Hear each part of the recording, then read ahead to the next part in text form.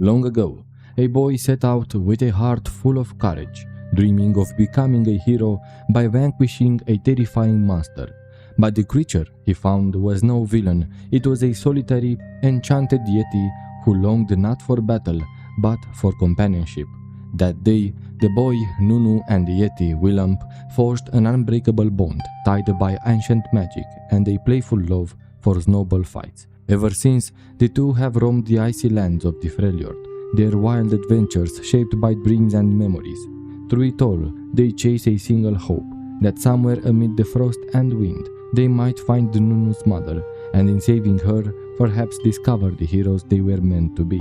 Welcome, lore lovers, to another tale from the frost-bitten corners of Runeterra. I'm Liandrug, and today we journey into the heart of the Freljord, where ancient songs echo across the icy winds, and a boy named Nunu travels with a yeti born of legend and imagination.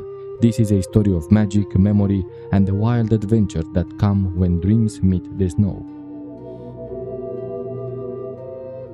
Nunu was born among the Notai, a wandering tribe that roamed the snowy vastness of the Freljord. From his mother, Laika, he learned that every person, every place, every moment carried a story. As they traveled together, she gathered those stories and wove them into song. Village after village, Nunu would sit wide-eyed, listening to Laika's voice as it danced through legends of ancient heroes. Wherever the Notai arrived, they brought with them a final spark of joy before winter's deep hush, music, dancing, and warmth beneath the cold sky. With Anivia's frost trailing across the heavens and song pulsing in his chest, Nunu saw the world as a place of endless wonder. On his fifth name day, Laika placed a flute in Nunu's hands, a gift to carry her melodies into the world on his own. Wrapped in furs beneath the canvas of their cart, they followed the twisted string of Laika's heart song, tracing every path they'd taken together as the years moved quietly along. Then came the raiders, the caravan was thrown into chaos, and in the confusion, Nunu was torn away from his mother. The surviving Notai dragged him to safety, but Laika was gone. He listened for her voice on the wind, hoping for the sound of her song to return. Snow drifted from the sky, the days stretched on. Nunu longed for his mother with every breath, but the Notai insisted that no child could brave the dangers of finding her. Even when he raised his flute, now christened Svelsonger, a name he imagined for a mighty blade, they dismissed it with gentle smiles and saddened eyes. Isolated and restless, Nunu withdrew into his memories of Laika's songs. He clung to tales of ancient champions and dreamt of becoming one himself, perhaps a warrior as revered as those among the Frostguard, strong enough to have saved his mother. He once crossed paths with their leader Lissandra, who listened intently to his stories, ever curious about a particular song from Laika's collection. But the other Notai children mocked his dreams. While they trained with daggers, Nunu clashed his flute and sang melodies no one else remembered. Still, the songs burned bright in his heart. One night, driven by determination, he found a way to make them see. He would become the hero of his own story. He had heard the whispers of a terrifying beast that lurked in the wilds, powerful enough to crush all who hunted it. Year after year, brave souls were sent, but none returned. Yet a fragment of a melody remained, one of Laika's songs, and Nunu found himself humming it again and again. In that moment, everything became clear. He would face the monster, he would give it a name, call it forth, and strike it down with Svelsonger. With his flute as his guide, he lulled a herd of Elkir into helping him slip away into the night. And so, one boy ventured alone in the snow, chasing a legend ready to carve his name into the songs his mother once sang. If you are enjoying this journey, take a moment to toss a snowball at that like button and strike the subscribe bell with the might of Willump himself. It helps my channel grow and lets me craft even more stories for you, brave lore lovers of the realm. Long ago, the Yeti reigned high above the Freljord, a proud and mythical people dwelling in the mountain peaks. But their greatness crumbled in a terrible cataclysm of ice, scattering their kind and stripping them of the magic that once bound their souls. As their minds dimmed and their voices fell silent, one Yeti resided the descent into savagery. He became a guardian, sworn to protect the last remnant of their power, a gem filled with the frozen dreams of those who dared come near. Alone and timeless, the guardian lingered within the ruins of his shattered home.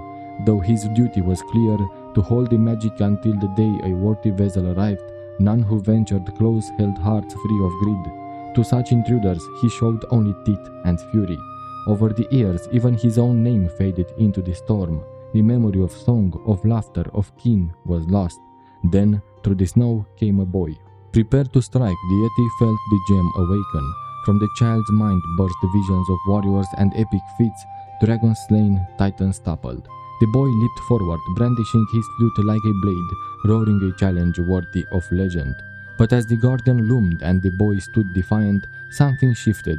Through the swirling magic, the songs of the past whispered anew.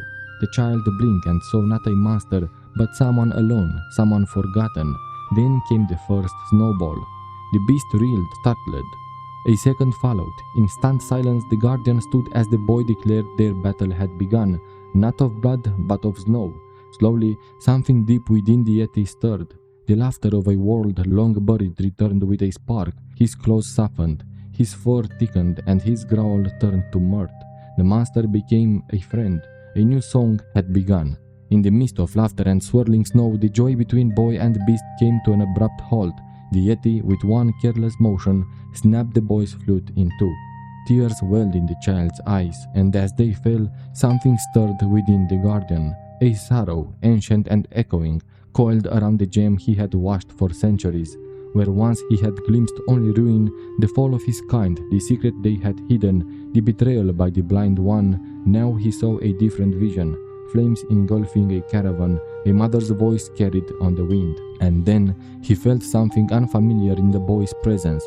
Not ambition, not hunger for power, something far deeper. A love unshaken by loss, a quiet resistance to despair. In that moment, the guardian understood. The salvation of the Freljord did not rest in the gem's magic alone. It lived in the heart of this child. The ancient power he'd kept for so long was no more than a vessel. What mattered now was who would wield it. With a silent nod, the magic passed from the gem into the boy's hands. His imagination surged, reshaping the broken flute into something stronger, bound by dream and ice. True ice, born of memory and will, and from the depths of that dream a name formed on the boy's lips, Willump, his best friend at last made real. Across the wide, frost-bitten plains of the Freljord, a boy and his yeti ran free. With Nunu's boundless heart and Wilump's mighty strength, they chased the kind of adventure neither could reach alone. Guided by the fading echoes of Laika's songs, they tumbled from village to village, snowballing their way through the world, clinging to a single hope that somewhere out beyond the mountains and storms, his mother still waits. Yet, beneath the laughter, Willump carries a quiet knowing. Magic, like dreams, is not without weight. Someday the games will stop, the snow will still, and the dark eyes buried at the heart of the Freljord will begin to melt. We know from his mother, Laika, that Nunu grew up surrounded by the rich legends of the Freljord. Stories of Anivia, Braum, Lissandra, Orn, and Volibear. Among them, Anivia held a special place in the hearts of the Notai, serving as a spiritual guide through the endless snow. Braum, with his kindness and strength, became a shining figure in Nunu's eyes. In secret, he dreamed that if they ever met, he might ask Braum to be the father he'd lost. After the raiders scattered the Notai, Nunu was taken in by the Frost Guard. It was there he encountered Lissandra, a woman of secrets and power who spoke of a monstrous creature hidden in the wilderness. That very beast would one day become his closest companion and friend born of frost and imagination. He would name him Willump. And so our tale drifts to a pause, like snowball settling over the plains. If this story warmed your heart or sparked your imagination, leave a like, share it with fellow lore lovers, and don't forget to subscribe for more lore-fueled adventures. You are also welcome to join our cozy Discord campfire, where lore lovers like you gather to share, wonder, and dream together. Until next time, stay curious and keep the stories alive.